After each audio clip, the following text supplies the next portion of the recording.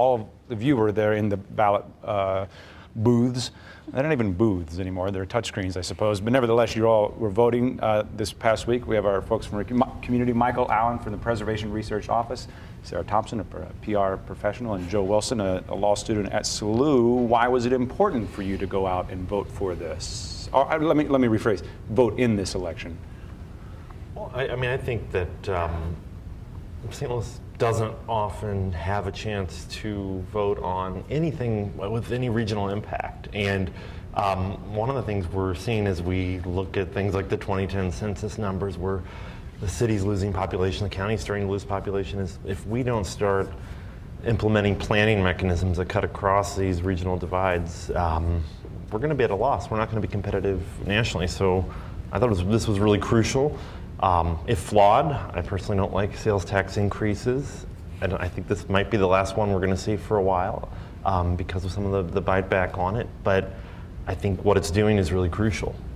We got to plan. We got to plan physical spaces, economic development all across the region, and it's a shame St. Charles County is not part of it. But you go in with the army you can raise, not the army you want to have.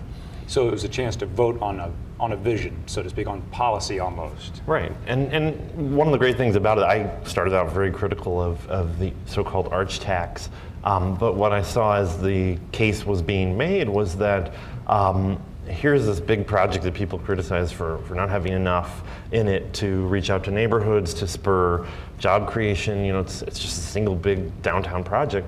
Well, here it is getting put in a framework where it's actually part of a cohesive strategy for green space maintenance and development across the region. That's exactly what we want.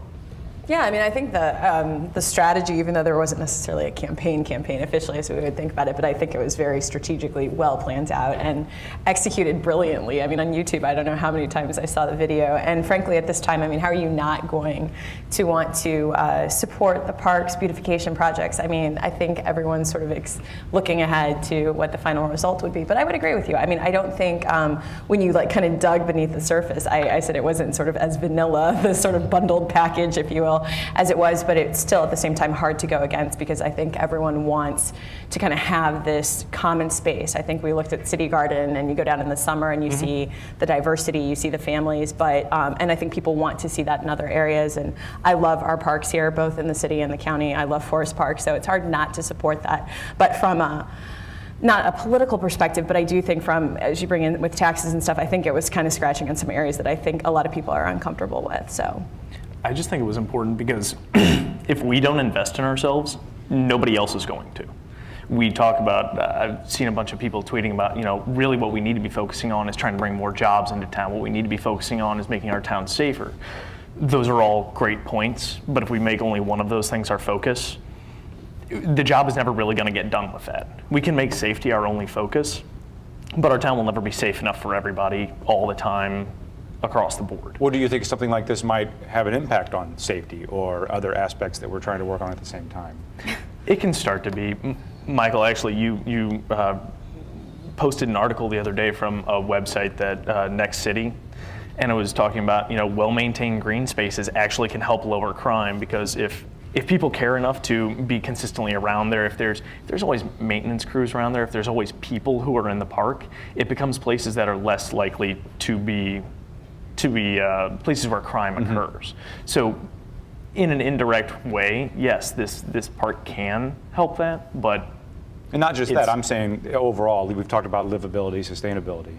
I was going to say that. I think there's sort of surveys and studies that have always said, Operation Brightside has been around in St. Louis for a long time, and the idea behind that was beautification projects and with the community coming together to want sort of landscaped areas coming together to want that. It makes people feel more integrated and connected and proud of where they live and thus their city. And so I think there's really great projects and programs, and I think this will be one of them. But again, I think the crime issue and stuff, listen, at the end of the day though, and here's me playing devil's advocate, you could put millions and millions of dollars, but if people are still I'm not trying to change the topic of the show, but if you still have poverty, if you still have, and yes, people from all class levels can go to common space, which is what's so great about our parks. But if you still have these sort of, viruses within our society and our communities that still aren't addressed, I think it's a problem. And if you ask, I think what was so interesting about this is if you went by like ward to ward, different neighborhoods in the county and got the different perspectives, it was interesting. The people who weren't in support of it were actually sometimes on different ends of the spectrums, but the reason they weren't for it were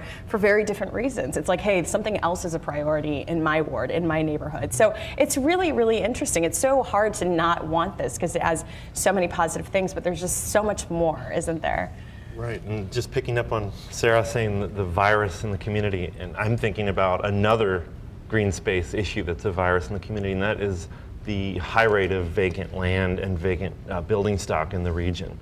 And one thing I would like to see coming out of Proposition P is a regional effort to deal with the vacancy crisis. It's very clear at this point that the city's land reutilization authority is not cutting it. It doesn't do enough to recycle property, get it back on the tax rolls, clean and beautify it. St. Louis County just had to tear down 41 homes in a strip mall up in Glasgow Village. They're starting to have to foreclose, more tax foreclosures and dealing with inventory of vacant property. These things are all adding up to a regional problem. And there's no regional Great Rivers Greenway system for tax foreclosure and vacant property, a really motivated and aggressive land bank. Of course, that's something that won't happen until the city is part of the county in some ways, but that's just one issue that comes out of it. It's like, this is green space, this is terrifying, nobody wants to live next door to a vacant building or a vacant house. People might want to live next door to a beautiful park. We've got to we're working on both fronts. Well, okay, so that's another, this is a tangent allowed zone, so go for it. No, I like that. What other issues? Anything else springing out of this? We talked a little bit about, some of the people at the table earlier talked about thinking about this thinking about the arch tax and the arch in a regional way.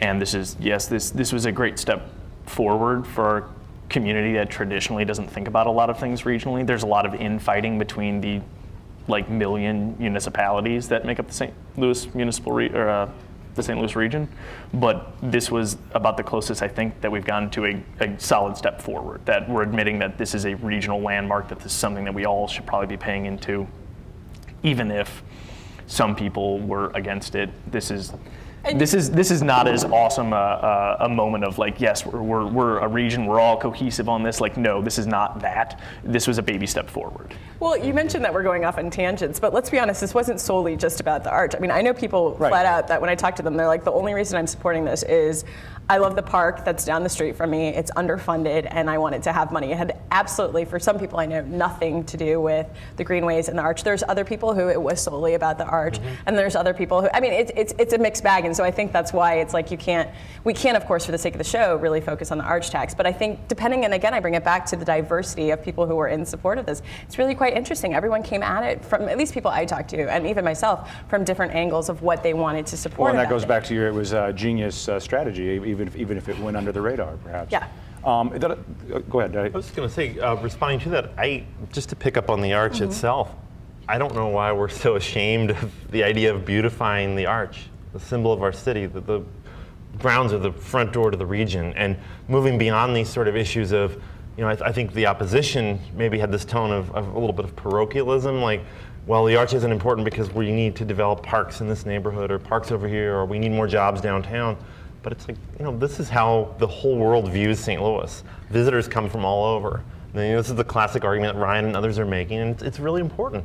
You come downtown, you see this ugly, massive highway infrastructure, you see this horrible riverfront. These are things that they're blemishes, and they really do impact our position in the nation, how people come and perceive us, and how locals perceive downtown and the experience of visiting the arch. Okay, I'll give you the same. Go ahead, Joe. I was going to say, you talked about that as the front door to our city, as the front door to our region. We don't let anybody in the front door. It's tough to get to the park. Right. You have to take a highway. There's no easy way to get there. I drove around for a while trying to find parking, and even I was amazed that it wasn't that easy to get around. It wasn't that easy. A lot of the views on what is it, Lenore K. Sullivan Boulevard right there weren't exactly majestic views. It wasn't Yeah, when are we It going to wasn't clean up as that great water? as That it water could is so have been. dirty. I don't understand what's It's going going on. to be great, though. I think really in the Separate end, I think I'm really looking forward to this. I mean, of course, it's not going to happen in the next like 6 months or anything, but Okay. I do think in the end, it's something that people are going to enjoy, and they'll be, I don't know if people will be thankful for the fact that they're paying the extra taxes, but I know everyone is going to feel that they definitely are going to benefit from it and enjoy going to it. I want you guys to run with the 50-year question. Is this a point where we're changing to some degree? Is this a turning point in our future? It's a baby step. This is, we got everybody together and we actually agreed enough on something to start funding it and to start working forward on it, and we can start looking at some bigger, better things down the line. Was it an easy win? As we heard earlier, sometimes you need in the Google Hangout there, she talked about some easy wins. I think for me, I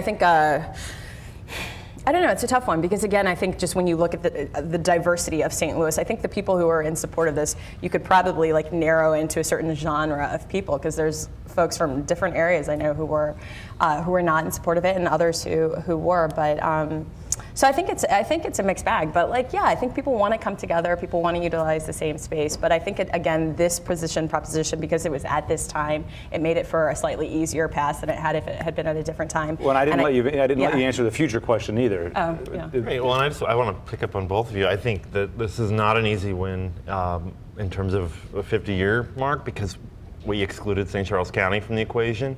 That made it an easy win for the moment. So what Joe said is this being a baby step. It's absolutely a baby step, and it's not necessarily visionary to have this conversation without St. Charles County, without Jefferson County, without the Metro East. This is a stopgap that's really effective. It's really wonderful. But to say this is the launching pad for truly regional decision making, I think we got the state legislature to authorize this for 3 counties, and then the city and the county jumped, especially the city, without getting the county, St. Charles County, on board. I mean, if we cannot have discussions with St. Charles County, if our stance in the city and St. Charles County stance are timid in the face of St. Charles County, which is continuing to grow, has a huge population, huge tax base, we're not really going to get very far. All right, thank you.